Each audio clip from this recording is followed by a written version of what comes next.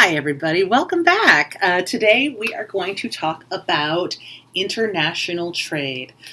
This is more of a macroeconomic concept, but it's really useful because it's one of the great applications of the production possibilities frontier. And so you often see this paired with that in any principles economics class. It's a great representation of why economists tend to think that trade is usually a good thing and shouldn't be messed with too much. So we're going to talk about trade. We're going to talk about where the gains from trade come from. So that's going to be absolute advantage and comparative advantage. So we'll talk about what that means.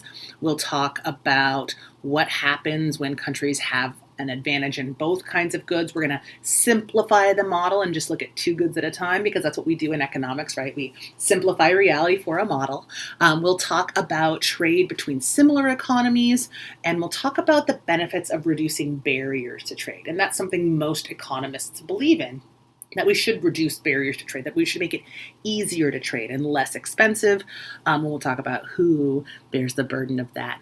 We're going to try to go through this pretty quickly, so grab your textbook, grab your slides, let's take some notes, and let's get started. All right, here we go. So this is chapter 19 in the OpenStax Microeconomics textbook. I'm working with the second edition, but there's not a lot of difference between the second and third edition.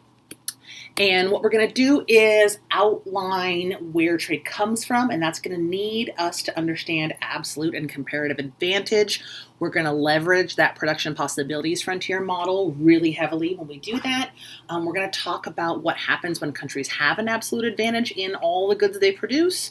And then we'll talk about trade between similar economies and intra-industry trade. We'll talk about trying to make this as realistic as possible while still using a model that really makes a lot of simplifying assumptions, so it's really applicable to a lot of situations. And then we'll talk about barriers to trade. And so that's going to be things like import quotas, taxes, and those are things that reduce trade and raise the cost of trade. And most economists don't like that. So we'll talk about the benefits of reducing those barriers. So first, we kind of want to start out like we do with every chapter and see why we care about this.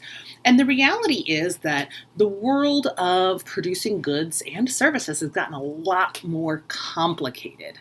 So, for example, while the iPhone is a product of Apple, which is a company based in the United States, a lot of its components are made in other countries and made by other companies.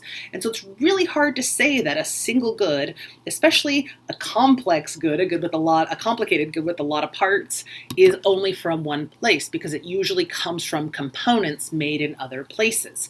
We see international trade play an increasingly important role in the modern economy, especially as the cost of exchanging ideas and goods and services has gone down dramatically in the last couple of decades. In international trade, we also have conflicts between countries and companies, but what we tend to see is that, and what economists are going to argue in this chapter, is that trade does tend to benefit everyone. So we're going to go ahead and look at that.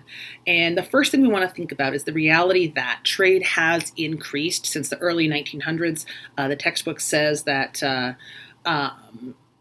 global exports as a share of global GDP was less than 1% in 1820. It was 9% in 1913. And then in 1995, it had ballooned up to a very significant part of the economy. And we see it becoming an increasingly important part of our economy, our global economy, and our domestic economy. So, where does trade come from? There is a lot of empirical evidence, a lot of research that shows that international trade tends to benefit everyone. And this comes from that idea, that Adam Smith idea of specialization, right? Specializing in what you're best at so that you can produce more. And there's two ways we like to measure or say who's best at something. We can talk about absolute advantage and comparative advantage. And absolute advantage is usually the most straightforward example. Absolute advantage is going to be when a country can produce something with fewer resources, fewer inputs relative to another country, or be more productive relative to another country. And so it's going to be being able to produce a phone with fewer labor hours, or produce a car in less time for less money. Produce the same good with fewer inputs. Comparative advantage is a little bit more complicated because we're going to measure comparative advantage using opportunity cost. And so when we talk about comparative advantage, we're going to say that a country has a comparative advantage when they give up less of another good to produce a good. So if I'm talking about two countries producing books and phones, I might say, oh, well, Cambodia can produce books at a much lower cost than the United States. But if we're comparing phones and books, maybe the US gives up fewer phones when they produce a book than Cambodia does, and that would be a comparative advantage. And what we'll find as we go through is we're going to see that sometimes comparative advantage and absolute advantage are held by the same country, and sometimes it's not. Sometimes a country has an absolute advantage in one thing, but doesn't have the comparative advantage in it. And that's going to be really important because that's where a lot of these gains from trade are going to arise. It's going to come from those lower opportunity costs. And all this comes from this idea of scarcity and this idea that we have scarce resources to produce these goods. And so if countries with the best production functions or the best abilities produce goods at the lowest cost, then we have more resources to produce more stuff. So in order to understand this, we're going to use the model of the production possibilities frontier. And so here we have an example where we have two countries. We have Saudi Arabia and we have the United States. And they have the choice of producing either oil or corn in both countries. And they're going to have a set quantity of inputs that they use to produce these goods. And usually we're going to say that the inputs are hours of labor, but it can be other inputs too. In this case, we're going to say hours of labor. And so we're going to consider that Saudi Arabia can produce oil or corn, and the US can produce barrels of oil or bushels of corn. And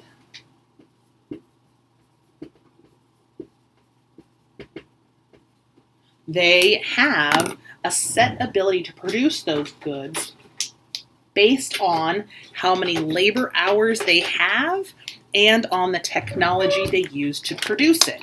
So Saudi Arabia can either produce 100 barrels of oil or 25 bushels of corn. And those are their maximums. Or they can produce a combination, right? If they produce all oil, they'll be up here. If they produce all corn, they'll be down there. Or they can produce anything along the production possibilities frontier, any combination. They could also choose to produce a little bit of each. So maybe they want to produce 10 bushels of corn and let's say 60 barrels of oil. That would also be a possible point. The US also has its ability to produce. They can either produce 50 barrels of oil or 100 bushels of corn. All right, we're going to do this. If they produce 50 barrels of oil, they don't have any labor left to produce any corn. They produce 100 barrels of corn, they produce 0 oil. But they can also produce any combination of those two goods that lies along the production possibilities frontier, along the PPF, including, for example, 20 barrels of oil and 60 bushels of corn. Okay, so far so good. And this is stuff that you should remember from talking about the production possibilities frontier, talking about how we decide how much to produce based on an input and 2 outputs. Okay, so in this example, we see that Saudi Arabia, if we say that each country has 100 hours to produce. Saudi Arabia can produce oil in 1 hour per barrel. So oil costs 1 hour of labor. And corn takes them 4 hours.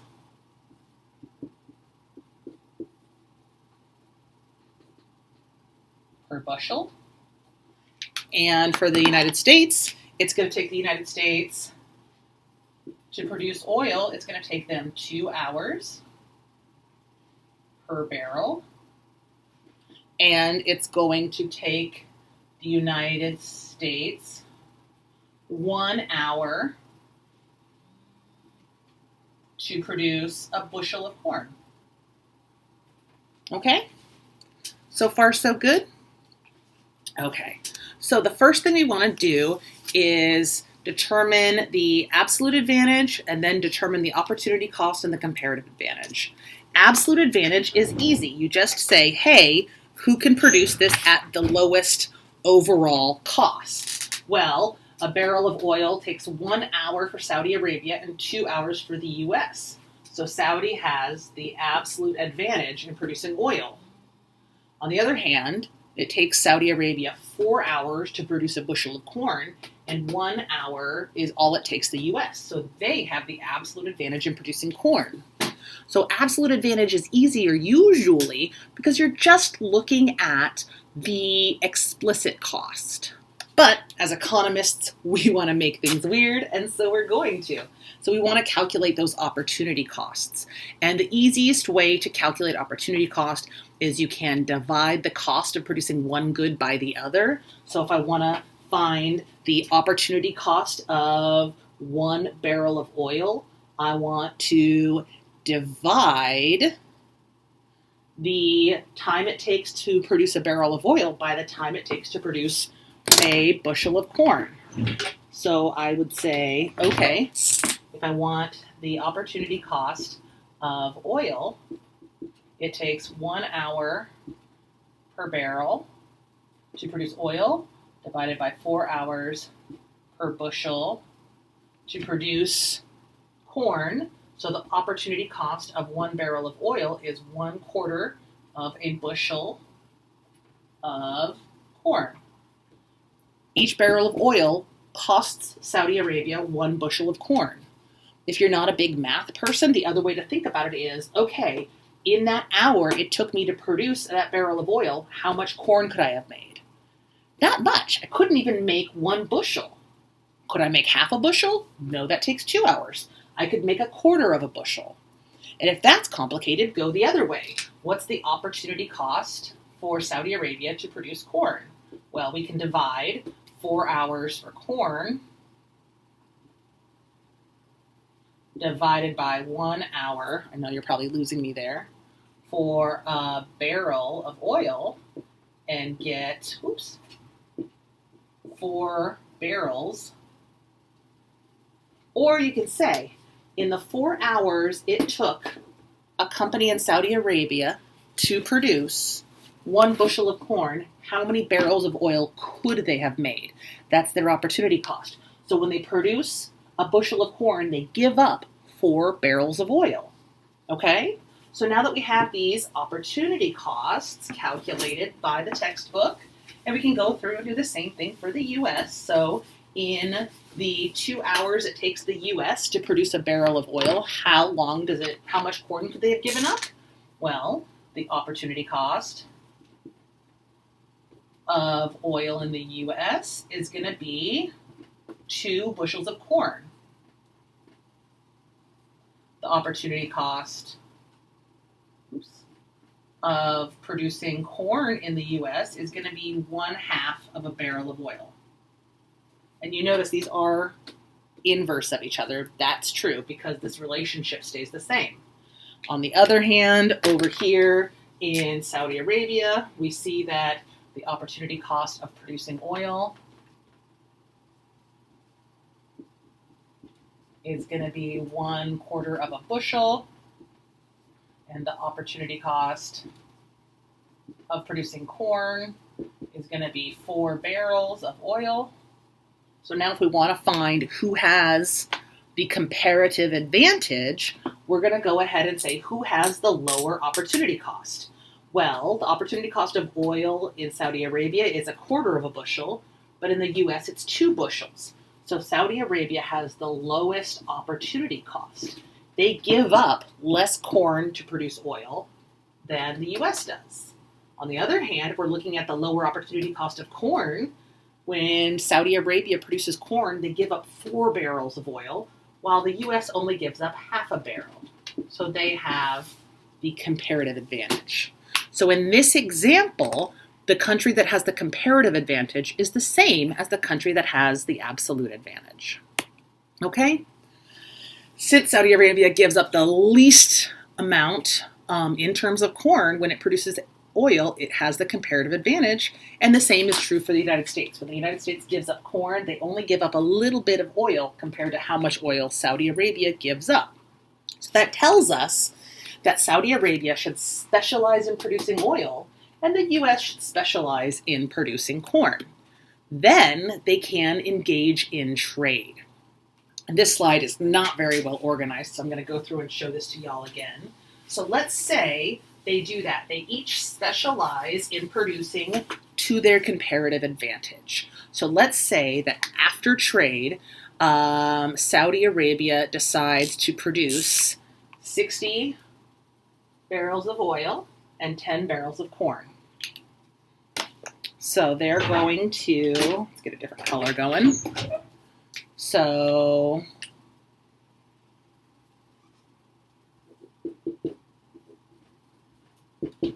they're going to produce 60 barrels of oil and 10 bushels of corn, and they're going to export 20 barrels of oil to the US and import 20 bushels of corn from the US.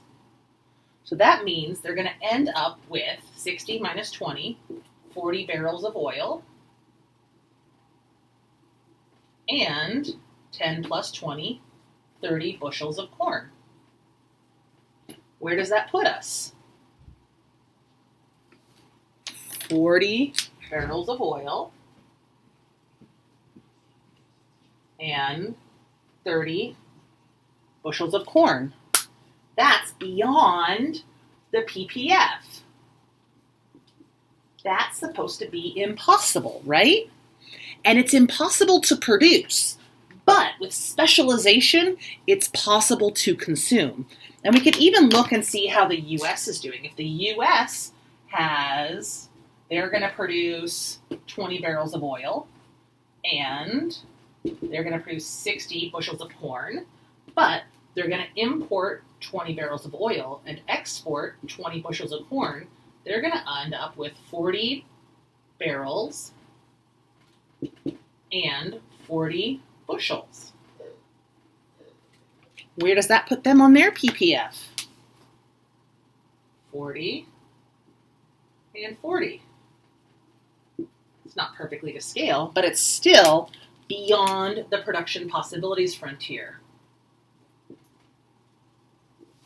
That's the gains from trade. A country can consume more than they could ever produce with their labor, their inputs, if they specialize and engage in trade. And that's why trade can make everybody better off if we focus on specializing to our comparative advantage. So, what if a country has all the advantages? Well, a lot of higher income countries have more labor, have better resources, have better educated workers, better equipment, and so they might be able to produce most things at a lower absolute cost. But we can still see benefits from trade emerge from comparative advantage because countries are still going to be able to specialize in certain things. And so most economists believe that there are always gains from trade to be had, even if some countries have it looks like they have all the advantages, there's still a potential for specialization and for benefit. So, for example, we have another here looking at comparing the United States producing shoes and refrigerators and Mexico producing shoes and refrigerators. And if you look at it, we're going to assume that both countries have 40 workers and can either produce, in the United States, 10,000 shoes, 40,000 refrigerators, or some combination of both.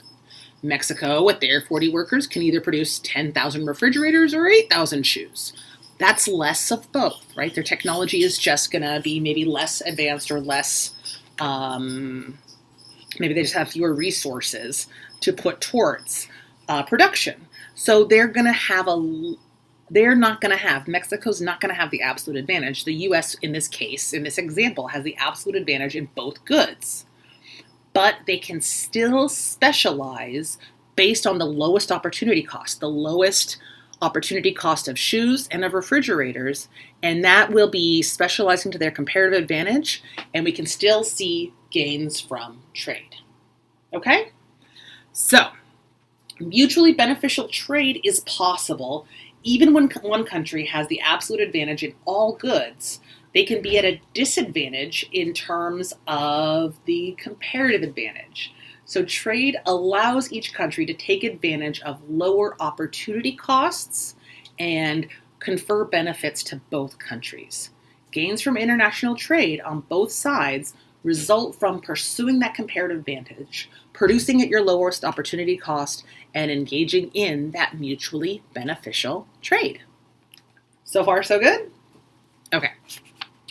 So, here's a great example. So this is comparative advantage goes camping. So it's a nice little example to try and personalize this. Think about when you do, camping or any idea with friends where you need to specialize a little bit. The idea is if you go camping with friends, you're all going to have a wide range of skills and abilities. Maybe the person who planned the trip does the most camping and they seem like they know how to do everything. The reality is there's some stuff that everyone can still do. If one person has done lots of camping before and is a great athlete and has all these skills, should they do all the work and everyone just sit around? No, everyone benefits from figuring out something they can do. Even if they're not better at everything, when one person's focusing on one thing, it's better for someone else to do another thing. Think about working on a group project. It's not fair, even if one person is better at PowerPoint and presenting and writing and research, for them to do everything. They'll focus on the thing they're best at, and then the next person will focus on the thing they're best at that's left. And the idea here is that through cooperation and through specialization, everything can be better, right? We can make more of our scarce resources of time. So, what about intra-industry trade between similar economies? So this idea here is looking at how we see trade happen in a more modern example. The theory of comparative advantage tells us that trade should happen between two different economies with large differences in opportunity cost. The bigger the difference in opportunity cost, the greater the gains from trade. But a lot of the trade that we see happening on the international scale happens between countries that are actually pretty similar in terms of GDP and development and other factors, right? We do a lot of trade with the countries we're the most similar to. So are there still gains from trade? Well, yes, we see a lot of trade be intra-industry trade, international trade for goods within the same industry. And this comes from a couple of different things. It comes from the idea of economies of scale, the idea that we scale up production and lower the cost. So even though maybe the two countries can do the same thing at the same cost or at the same absolute cost, by focusing on one, they can take advantage of cost reduction through economies of scale. And then the other country can focus on their thing. We also see that the division of labor, having people specialize in one task or one area, or having an economy specialize in one part of the production of a good, can lead to learning, innovation, and unique skills in that area. So if you and some friends keep doing group projects together semester after semester, you begin to specialize further in the thing you focus on, and that increases your comparative advantage over time. And that's kind of the idea, is even if the costs and the production and the inputs are relatively the same, there's still gains to be had from specialization. So by working on specific and particular products, firms in certain countries can develop unique and different skills. And we've seen that emerge, especially in the modern economy. When we think about this idea of intra-industry trade, we can think about it as being the same as splitting up the value chain. Basically saying, hey, we're going to develop one good, but we're going to break up how the good is produced into stages. And so the value chain is just how a good is produced in stages. So, for example, a lot of cars manufactured in the United States are finished here, but components are completed in factories in Mexico and China and other countries. That's splitting up the value chain. Countries specialize in the onboard computers that we use in modern cars, or the catalytic converters, or other components of the vehicle, and then they're all shipped to the United States to be assembled and sold as an American-made vehicle. And that's the way we minimize the cost of production and maximize the value. And so that's what we mean when we talk about intra-industry trade. And we see that take place a lot in the modern economy. The concept of economies of scale is especially relevant when we talk about producing complex goods and manufactured goods, and especially in international trade when we have large producers supplying entire countries. So international trade allows us to combine lower costs of production from economies of scale, but still create competition for consumers. So think about your own experience as a consumer. Think about what you look for when you buy a good. Think about what you expect in terms of low-cost goods. When we think about the goods we buy, a lot of times they are a composition of many countries or different firms working together to produce low-cost components, take advantage of economies of scale by focusing on one small part of the whole product. Think about some of our favorite products, focusing on just the microchip or just the camera and producing them at a large scale to take advantage of those cost savings, and then having them assembled and sold at a lower cost. So think about some examples that you might see where economies of scale are relevant. We're not going to see economies of scale much in services where it's a one-to-one person or something like that. So think about getting your hair cut. That's not going to be subject to economies of scale. Cutting 100 people's hair is not cheaper than cutting one person's hair 100 times, right? It's not easier for one hairdresser to cut 100 people's hair than 100 people to cut 100 people's hair. That's diseconomies of scale.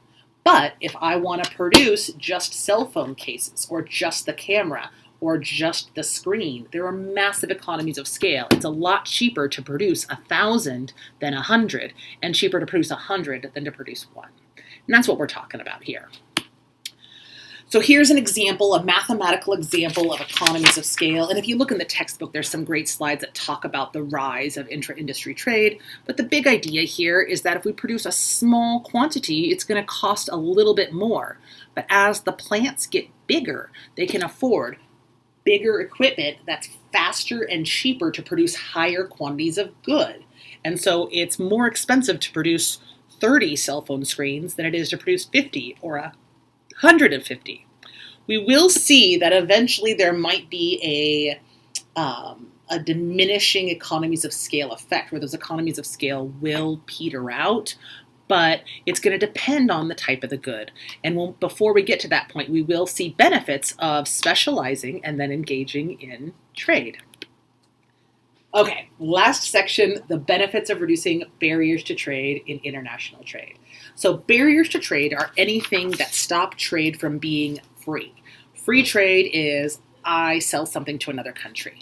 A barrier to trade is going to be something like a quota or a tariff. Tariffs are just the fancy name for a tax that governments place on imports. Tariffs are usually used as a political tool to protect the producer. So when they put a tax on seafood coming from China, they're usually doing it to protect seafood producers here in the United States. There is an organization called the World Trade Organization, or the WTO, and their job and their goal is to minimize barriers to trade throughout the world to make trade freer for all countries.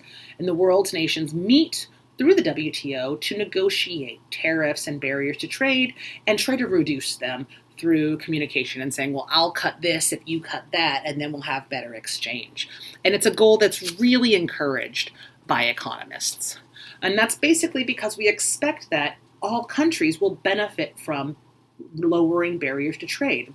Barriers to trade tend to increase the costs to consumers and reduce exchange, reduce trade, and that's going to reduce these benefits, right? It's going to move these points in and reduce overall consumption, and we don't want to do that. So it's difficult to measure the true gains to reducing barriers to trade. The best way to do it would be to eliminate them, and so that's what economists keep working on. And we truly believe that it's going to benefit both high-income countries and low-income developing countries. So that's it. Think about this in your own life, even if it's kind of crazy to try to think about where the goods and services that you buy come from. Think about exchange you engage in your daily life. Things that you could produce yourself, but you'd rather have somebody else help you out with. I was talking to someone and they were saying, well, we engage in trade because I trade vegetables with my neighbor who produces baked goods, or I traded this weekend. I traded babysitting my brother's kids, and then he trades me by babysitting my child when we have different free time, and it benefits both of us. A lot of us engage in different kinds of trade in different ways, right? If you can give me a ride to the airport, I'll help you out and buy you lunch. Those kinds of things are versions of trade, right? When we have friends, colleagues, neighbors, family members who have special skills, we can make each other's lives better by giving them what we have that they might not have as much of. So really, exchange has always been with us and is all around. And that's really what economists are hoping we can get from international trade. So let me know what you think. Let me know what questions you have. Would you like to see some more examples? And I'll see you next time. Have a great day.